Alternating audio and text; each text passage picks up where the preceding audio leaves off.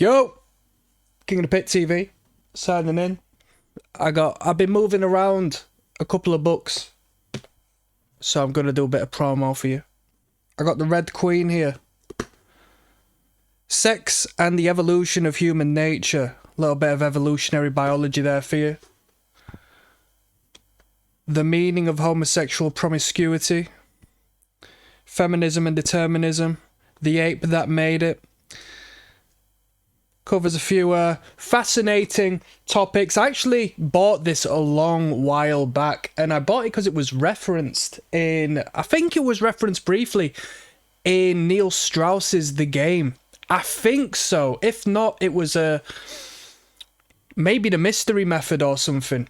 When I was younger and I moved out, I did,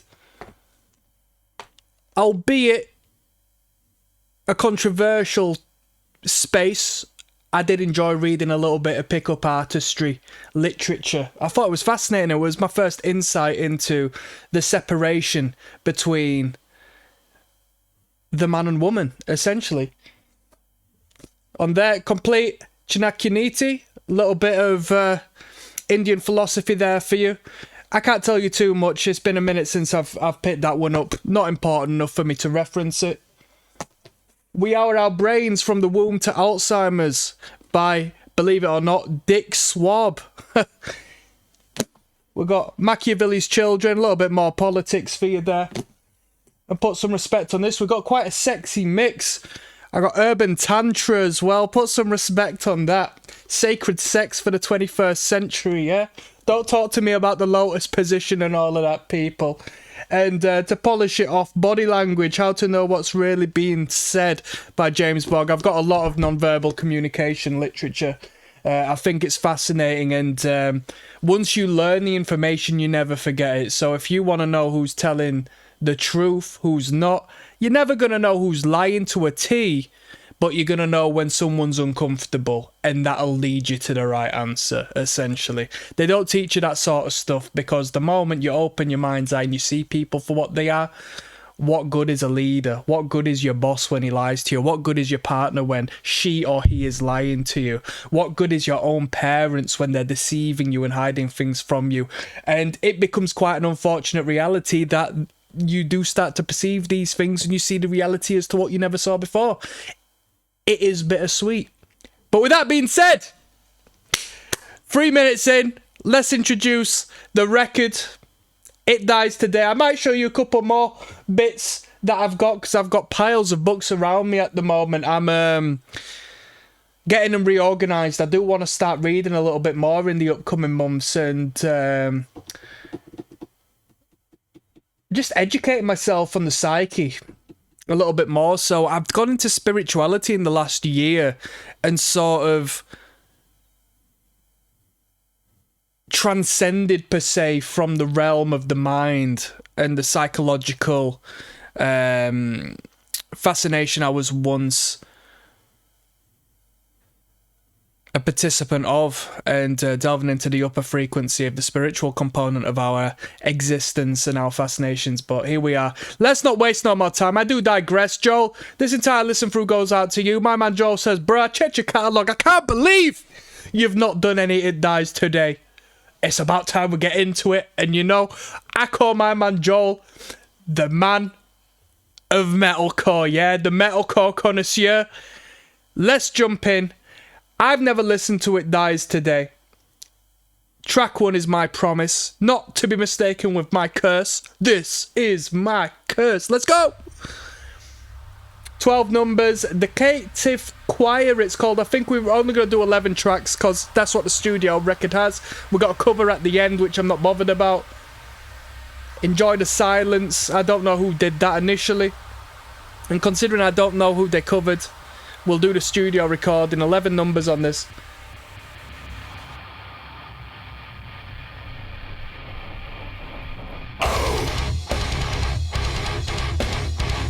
We got breakdowns, we got E-Chug, we got noise gates.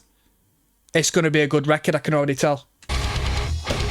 When we kick off with a breakdown. Because now we're in, when was this, 2004? 2004. This is we're in the grounds of deathcore right now. 2004. Chug Central. It's a good time to drop tune your guitar around these times.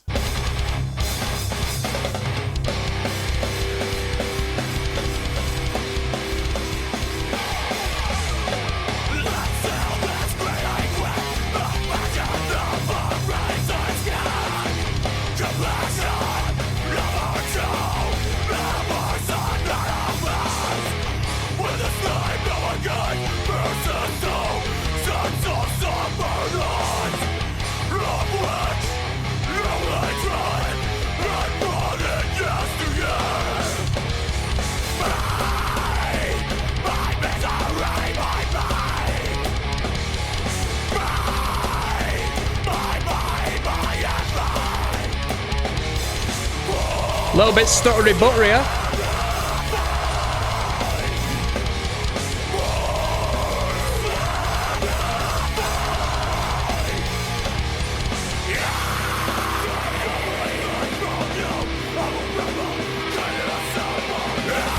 We're leading up to the breakdown. Here it comes.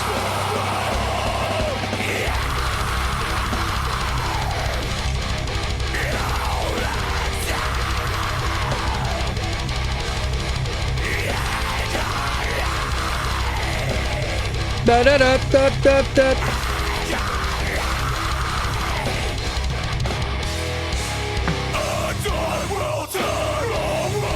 This is a good space, because with a lot of this metalcore we listen to on this channel, a lot of it stems from the turning of the 2000s, and around that time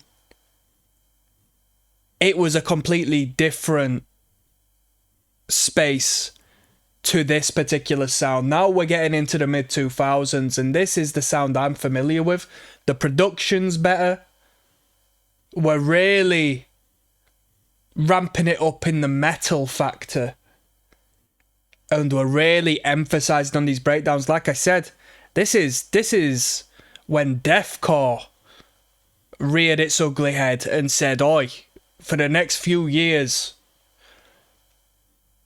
it's gonna be us running the game. Do you know what I mean? So this nice sign of the times, 2004 Trustkill Records.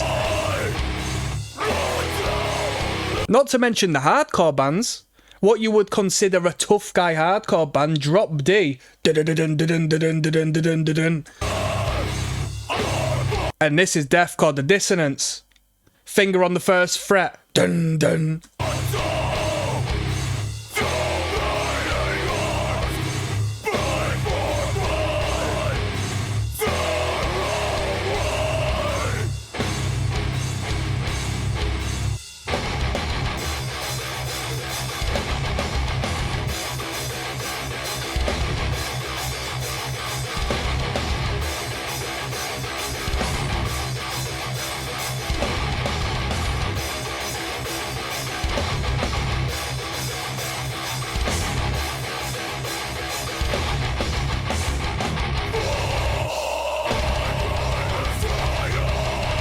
We've had 3, if not 4, breakdowns in the first tune.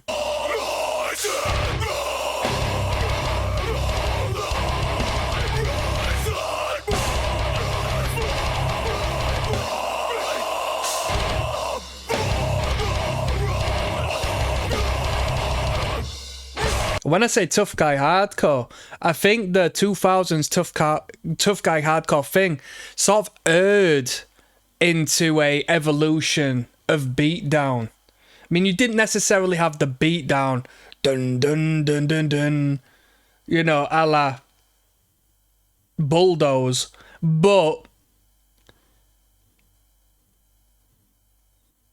it was breakdown for the sake of ignorance, as opposed to just hardcore dancing, you know? And to impose this meathead aura upon the venue. Very nice, very nice. That was My Promise. And just to reference some acts around that time that come to mind, there was an act called Who have we got? We've got... What's it? It was Summit Flood. What's that Flood band? They all had like three words in the band. Summit the Flood. Before the Flood, I think one of the acts was called. And then you had... Not as tough guy-esque, but you had an act called Pay No Respect. That was like Drop C, but I'm talking Drop D bands. Pay No Respect sort of errs into that. But I don't think Pay No Respect came with the caps, the new era caps, and the, you know what I mean, cargo shorts and the grey hoodies and whatnot. Good times, good times. That was a good time to buy a little bit of merch off flipping Bridge 9. Do you know what I mean? Severed ties yield severed heads coming up next. Let's keep moving.